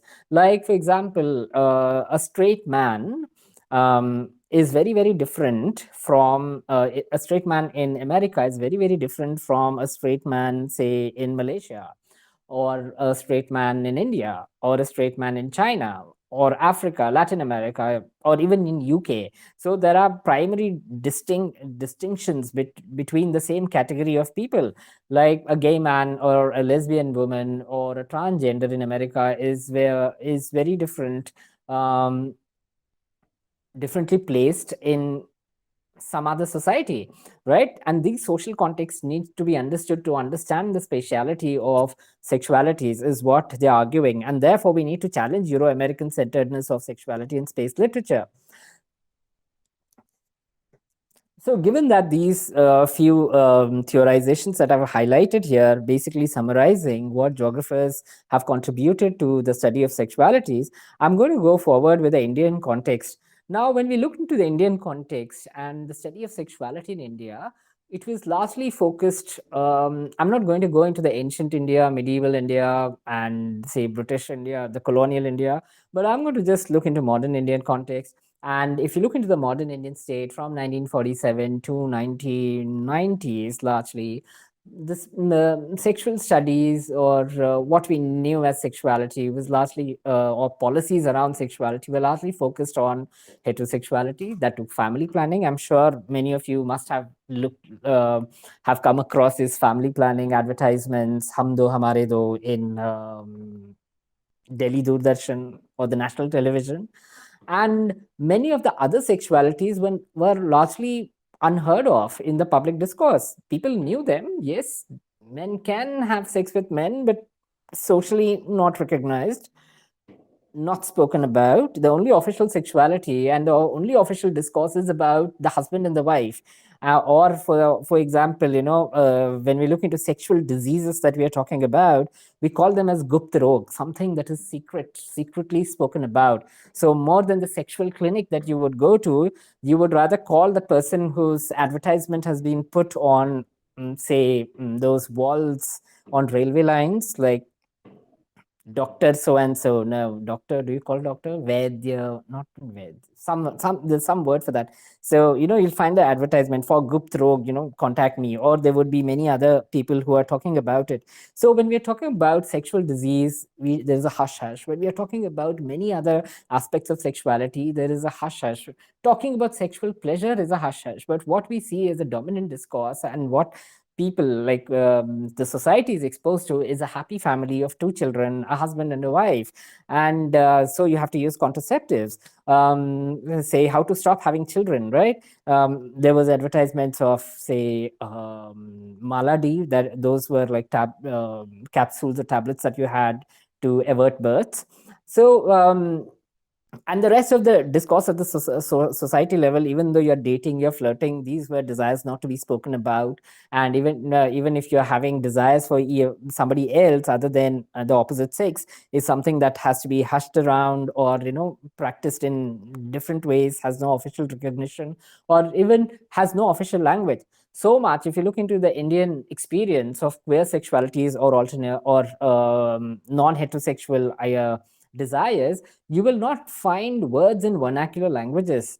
So till 1990s, there was this huge silence on other sexualities other than heterosexuality. And even those we did find on, like, just watch the movies of 1980s, 60s, 70s, you will find the dominant discourse as to what the society is being fed is that about romance, which leads to happy marriages, live happily ever after, very much about marital sexuality happening between a good man and a good woman.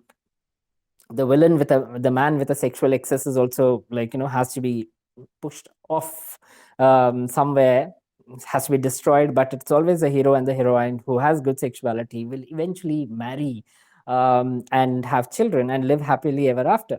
So that is what was the Indian context.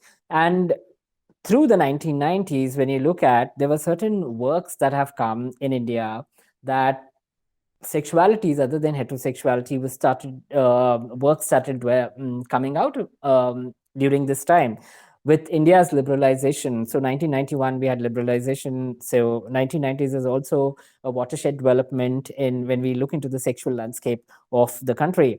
And there were very important works in the discipline of history, like same-sex desire in India, in ancient India, and there were works on medieval India. We had Salim Kidwai's work, we had Ruth Vanita's work, and then there were works in anthropology. From 1947 to 1990,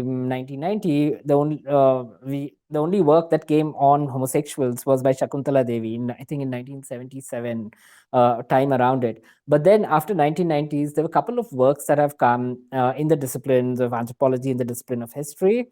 Um, then there was 1990s also brought certain type of an awareness. First started with the Indian diaspora or Indians living abroad, about the questions about identity, and that to non-heterosexual identities like gay, lesbians, and what do we call them in Indian context. Well, they found that there were just no names, so they had to coin names for that. And there was 1990s were also times where there were activist voices coming to claim recognition for these desires that were largely under the blanket, that were happening under the blanket, a certain life that could be led by acknowledging these desires that people that we all had. Not why just they other people had, we all had, right? So activist voices and scholarly voices were very strongly felt, came out strongly during developed during the 1990s and post 2000s. You see there is a new sense of confidence, confident voices that are asking for rights, also recognizing. So there was, we had gay, we had lesbian, we had transgender, we had bisexual, then we had hijras. The other thing also that happened was the whole discourse about post 1990s about sexual health and HIV/AIDS. The HIV/AIDS advocacy that happens in India post 1990s, where they're talking about safe sex, they're talking about how to bring HIV/AIDS down in the country. And that is where they unearth certain type of connections, certain type of sexual behaviors among men. The category of men who have sex with men is recognized, and the category of koti is recognized as these categories are recognized as highly vulnerable populations and need targeted interventions. Along with it, the whole social silence on sex needs to be broken, and people need to talk about safe sex. They need to talk about sexual desires.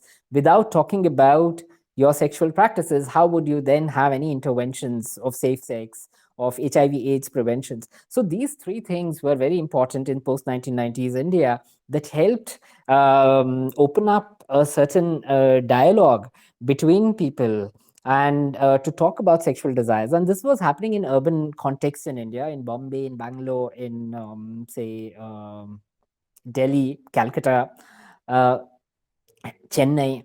So while this was happening, and also there were certain works on cities and spaces, like we have Balachandran's work on Bangalore. We have in 2008 we had a work on Gay Bombay. So quite a number of works were coming, a lot of activism happening. Not sorry, a lot of activism happening in certain cities of India, which opens up a space to understand that India, it's not all heterosexual around. When it comes to practice, people are practicing diverse sexualities. But when it comes to talking about it publicly, people would not talk. But here was a public acknowledgement. It was an acknowledgement that, yes, Indian sexual practices are diverse, desires of Indians are diverse, and that needs to be spoken about and talked about. So we have the quite a number of academic works coming here. And but turn to Indian geography, and as I'm saying, this is like post 1990s, post 2000s and things. But when it comes to Indian geography has largely shied away and from talking about sexuality. And the nearest term that comes to sex and sexuality, when you look, it comes to somewhere about talking about sex ratios. I'm sure everyone has heard about sex ratios, right? Distribution of like males and females according to census 2021, sorry, 2011. So sex ratio is the nearest word. If you look into Indian journals where all the research is published, you'll see the nearest word that comes to sex is about sex ratios, which many a times has nothing to do with sexuality. Like it's just like mapping about numbers of males and females, right? And it was also found about a certain type of like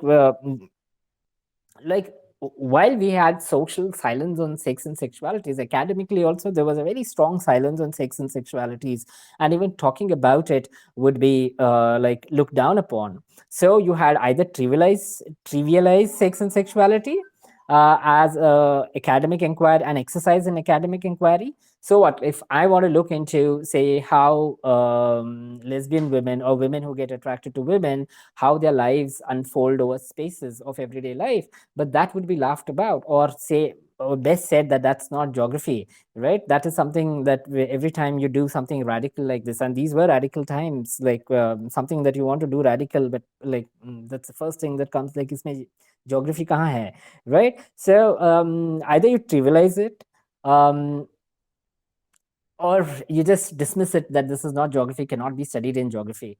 So this was, and this largely happens in geography, and something that we need to recognize about this, about the silence on sex and sexuality, even though our sex and sexuality are so base, are the basis of how society unfolds, and yet we trivialize a talk on sex and sexualities within our academic discipline of within the discipline of geography. And also there was certain type of heterosexist attitudes that were found in, say, teaching, that heterosexuality is the ultimate prize, not just prize, it's an ultimate norm, and no space for talk on homosexuality or transsexuality or transgenders, right? And it's just not about talk, it's also about the way you behave to people who belong to these identities. So in teaching, when you teach, you're only talking about heterosexuals.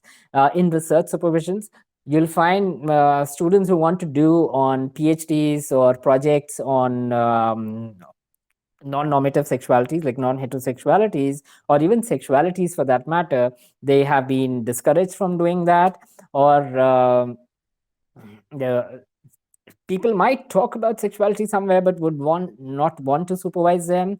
And even when you talk about conferences and seminars held annually by professional bodies or academic circles, they stop at gender, they stop about and at gender, but would not go forward to include sexuality. So when we talk about Indian geography, even today, sex and sexuality is something that does not get much recognition and does not get spoken or even acknowledged, that there is a certain type of a sexual basis to understand the society. As an academic as an academic exercise, as a geographer, I would like to look into why there is a certain heterosexual hegemony over all our everyday spaces. What makes our spaces heterosexual, and why is it so, is an academic question. How do homosexual men or homosexual women, or for that matter, transgenders, experience spaces that are hegemonically heterosexual? What are the implications of that? This is an academic inquiry. But what might happen in turn, rather than looking at it as an academic inquiry, what might happen is name calling, stigmatizing the student who wants to do it, socially ostracizing such students. And this has happened. So these are examples, I'm not talking in air, but this has happened in within geography circles. So this is something that meets the eye when we talk about sexuality. So, but then there is always a hope, because time doesn't remain the same, right? So there are islands of emerging platforms where we talk about sexuality in Indian geography. They are narrow, they're not really widespread, but they are important islands. And maybe when we look into that is, for example, seminars that were held in, say, last 10-15 years, like the contextualizing geographical approaches to studying gender in Asia, that was held in the University of Delhi, had papers on sexuality. And the other gender conferences that have happened, like the ones on resistance, agency, and violence, again held at the University of Delhi, had papers, had spaces where sexuality could be spoken about. And then when very recently I gave a lecture in Vidyasagar College in West Bengal about and the workshop was about transgenders and human rights, and it was organized by the Department of Geography. So there are islands and there are people who have started talking about, and it's a very, very welcome move. But I would invite more geographers to understand sexuality and look at it as for a critical inquiry of spaces and how spaces are produced through the lens of sexuality. While teaching pedagogy, well, yes, in the University of Delhi, where I teach, we have two courses. Like one is a course at third semester called Sexuality in Space, and we have a course at fourth semester, both at the MA level, on transgenders, like trans geographies. The title is, and sexuality is discussed in as a part of cultural geography and social geography. So, so there has been certain efforts, and students have started pursuing their PhD research. Like we had one in JNU, Dhiren Borisa, if I'm pronouncing his last name properly. Yeah, Dhiren's PhD topic was on sexuality, submitted in JNU. And one of my student is doing his PhD in Delhi University on again, and a lot of master students are interested to pursue their term papers or MA dissertations on sexuality. So these are welcome things, welcome moves to understand sexuality critically, looking at it. Now, why do we study India? Like, why should geographers even study? Because India gives a very rich empirical context for us to study. And after all, we are 1 billion, more than 1 billion for a reason, right? So what if there is a silence on sexuality? But I'm sure babies are just not born on trees. They are born in certain ways, means through certain practices. So it has a huge empirical richness. And how sexuality, one important thing of looking at sexuality is to how sexuality remains the basis of society today, from your bedrooms, from your bed to the nation and beyond at the scale of globalization, and how sexuality is there, which is largely unacknowledged. For example, the wedding ceremony, either it's Hindu, Muslim, Christian, or any other religion, or even the civic ceremony that can happen. If you look into a wedding ceremony, if you look at it, like look at what makes a wedding ceremony. As much as it is grand, so much money spent, so much good food which is being served, and this and that, when you look at it very minutely, it is a heterosexual ceremony. It brings a man and a woman together, where a community comes and blesses them, a community of a particular caste, a particular religion, and a particular sexual orientation comes here for a sexual union, right? Of which is then not coated, but of course, sugar coated as love, live happily ever after, as settlement. If you have to settle in a society, you have to marry, right? Ghar basana. Yeah. So how the wedding ceremony is a heterosexual drama, a drama as in a ritualistic example of the heterosexual society, right? Where all other societies, all other identities are either invisibilized or are out of sight, because all the rituals and expectations, blessings come as a heterosexual ritual there. So look at it as to we need to understand and recognize and try to untangle this whole complex phenomena of sexuality and see what lies beyond a certain what lies behind what we can't see is something that is important. I would like bring to the fore. So in India, of course, we don't have gay villages to map. As geographers, we like mapping, but there are no gay villages like in London or New York or say USA or say Australia, New Zealand.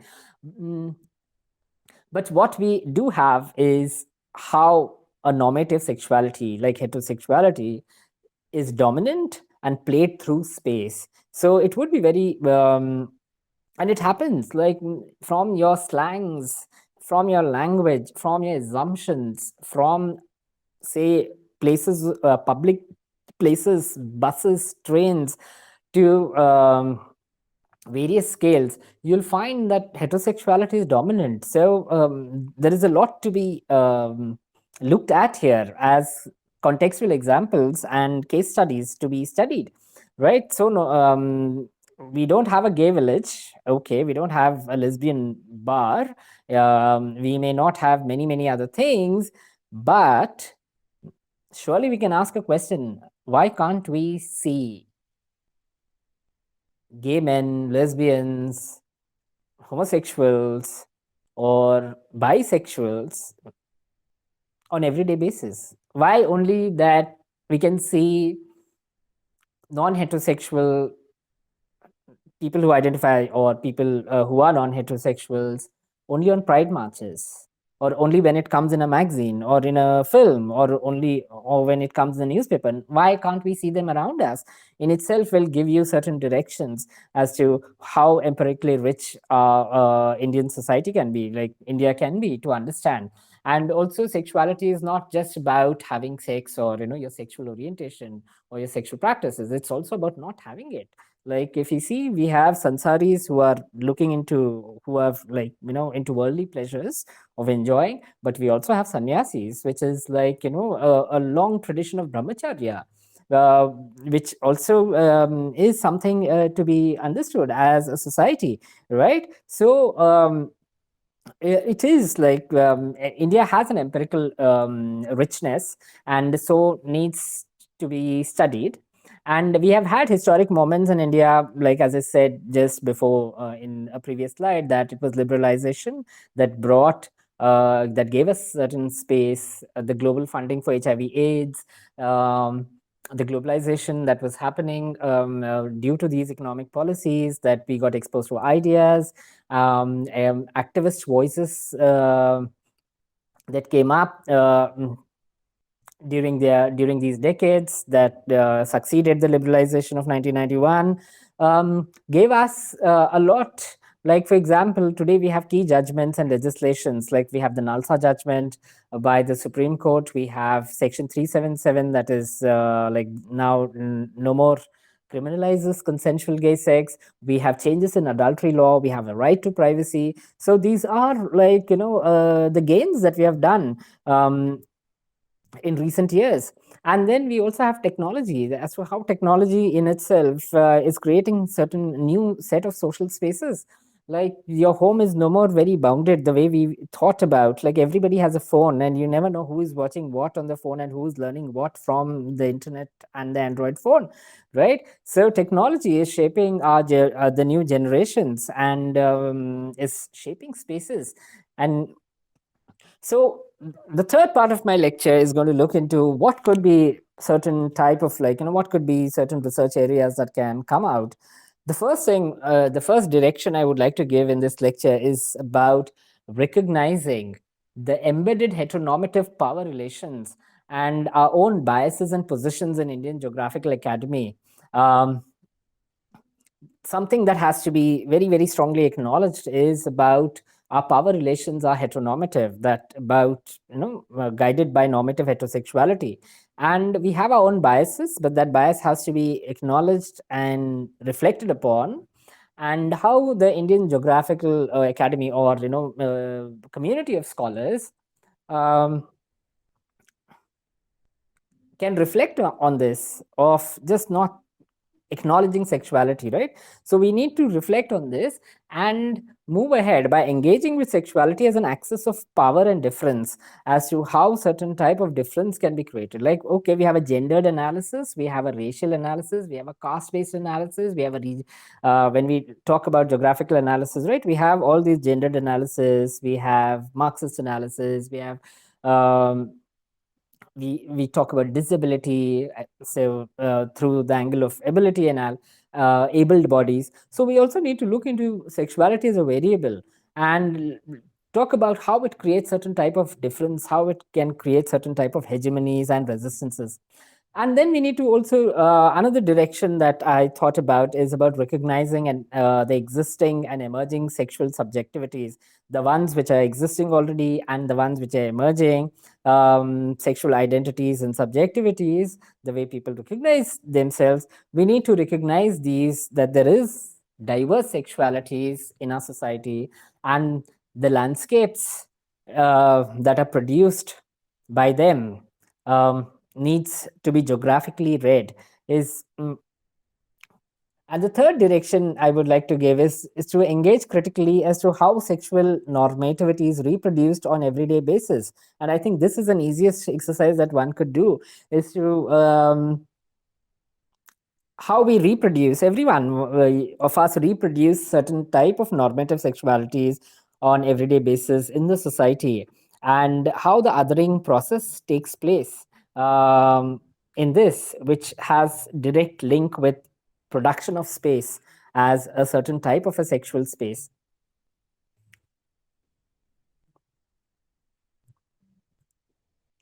Now, going forward, again continuing from the previous slide, empirically one could look into how does sexualization of spaces come to be at various spatial scales, from your body to say your home, to the community, to social spaces, to urban spaces, nations, to the nation state and the globe itself.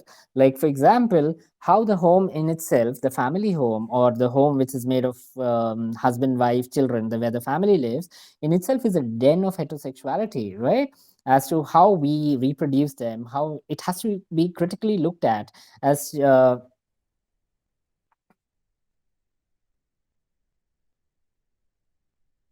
it has to be critically looked at as to how home becomes a space of certain type of sexuality that is reproduced on everyday basis through the discourses of parental control, through the discourses of values, and how it invisibilizes, silences, marginalizes those who do not fit in. And then it could be also seen how public spaces are escape routes for experimentation, for lovers to meet, for dating, for the potentials of public spaces, like the streets and like your gardens, like your streets, where strangers come to meet each other, where lust is produced in many different ways, either even through advertisements, the billboards that are found. So how public space gets sexualized in certain ways that the home doesn't. Then we have institutional spaces like working spaces or schools, colleges, universities, offices, that they have certain type of sexual norms. They have sexual harassment rules, anti-sexual harassment rules and regulations. There is a certain type of decorum which also consists of sexual decorum, that you're not you're supposed to behave in particular ways, right? Those rules and regulations. Then we could talk about the nation state, as to how the nation state produces the space of the nation through its policies, through its laws, through its regulations, how it regulates a certain population in a particular way, or it excludes other people from policies. The fact that transgender persons did not have on your forms, like when we tick, what is your sex or what's your gender, we tick male, female, and the whole thing that there was no category of the third category for a very long time, till I guess 2014, pre 2014. It talks about an exclusion of state of its own people who live there, right? That it doesn't recognize them. So it is a certain type of an exclusion on the part of the nation state, right? There could be many examples that can come, or for that matter, at the global scale, as to how technology like internet helps us or is helping people to produce certain type of spaces through dating, online dating, and or online sex or niche sexual communities. Like if you go on Instagram or if you go on Facebook, you have all sorts of communities which may never come out to see the light of the day, but then online there's a lot of other discussions that is happening. Or for that matter, pornography. When you look at pornography, right, internet, it's all about technology. So how has globalization then affected the way sexuality is practiced and produced, and what type of spaces are being produced? Global capital, for example, again, a part of globalization studies could be about sex tourism. Why are certain places sexualized in certain ways? Like, for example, we have Bangkok, and Bangkok has is prominently placed in the global tourism business and basically known for sexual tourism. So, what are those places in India? Do we have such places, if not at that large scale, but even smaller scale? So, what could be those spaces? Like sexual tourism could be one of a prime research area that could be done, or for example, or prostitution, spaces of prostitution could be looked at. Like, why are red light areas located the way they are? What happens in red light areas, and why? What are the state policies or municipal policies that regulate red light areas in particular ways? And how are sex workers looked at? What are their issues of citizenship that affects their everyday spatial negotiations? So yes, that could be a very good research area that could be looked at.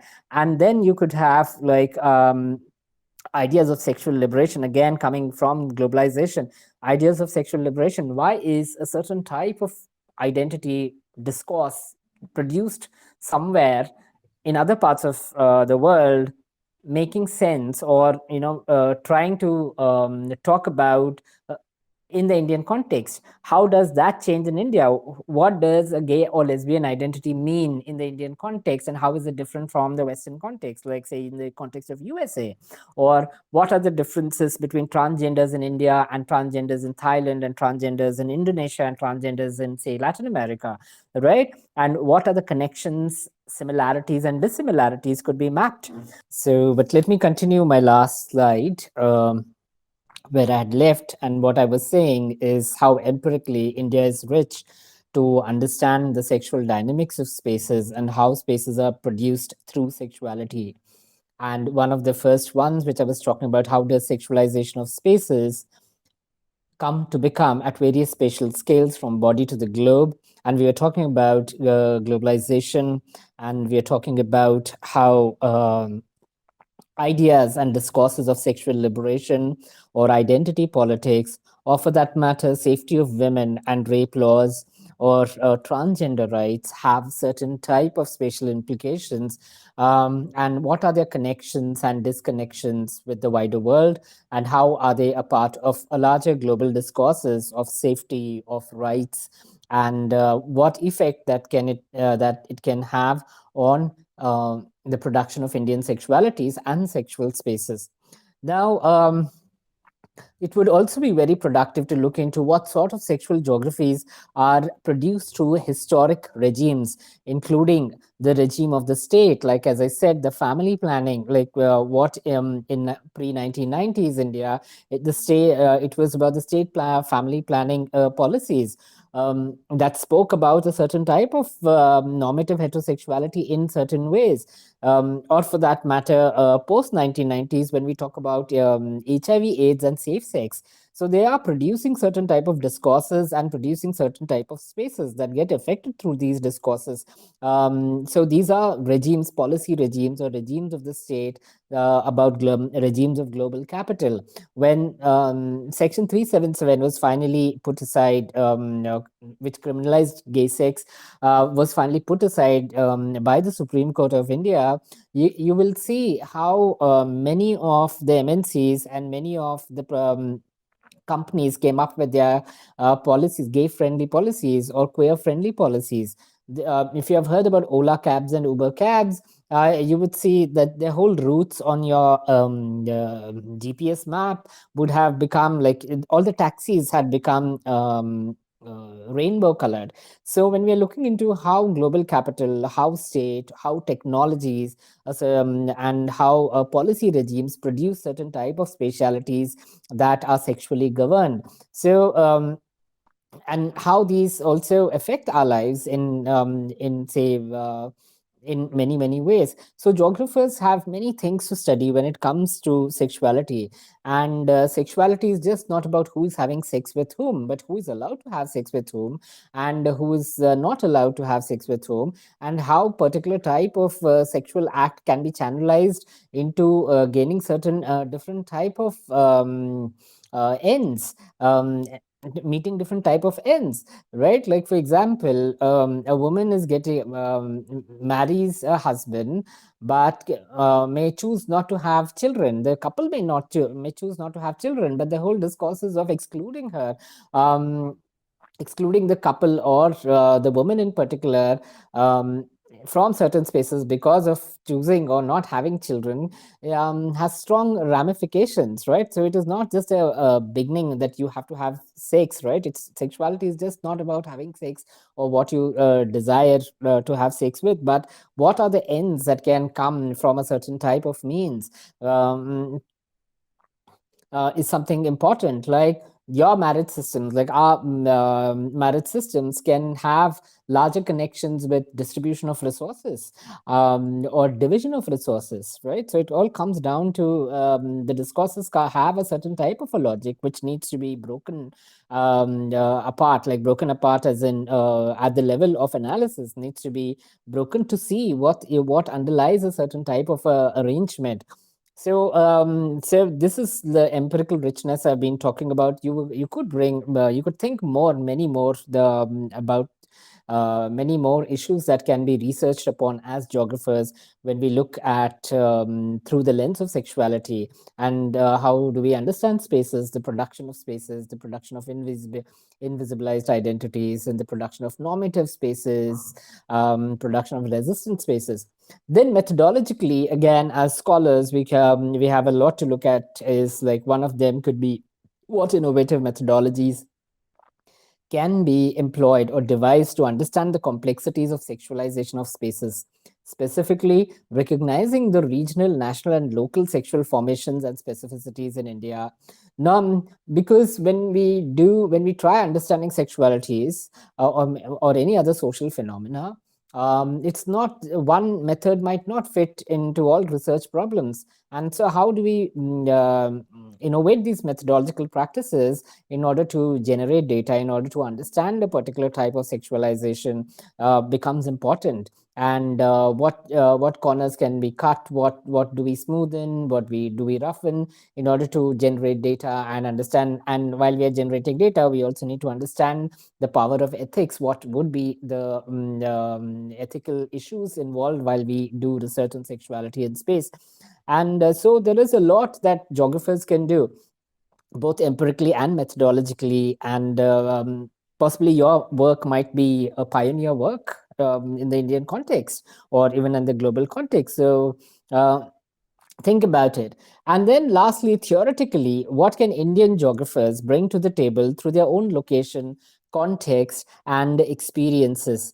Now, as I was saying, that one of the critique of geographies of sexualities literature has been that it is too Western centered, like West centric.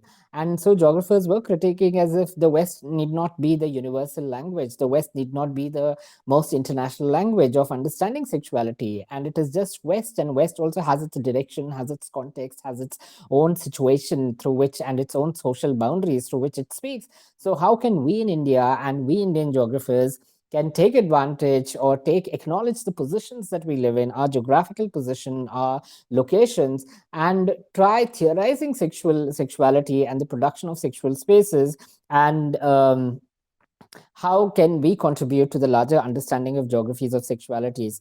And lastly, how can we engage, critique, and possibly reconceptualize Euro-American theorizations? And this contribution can come at conceptual levels.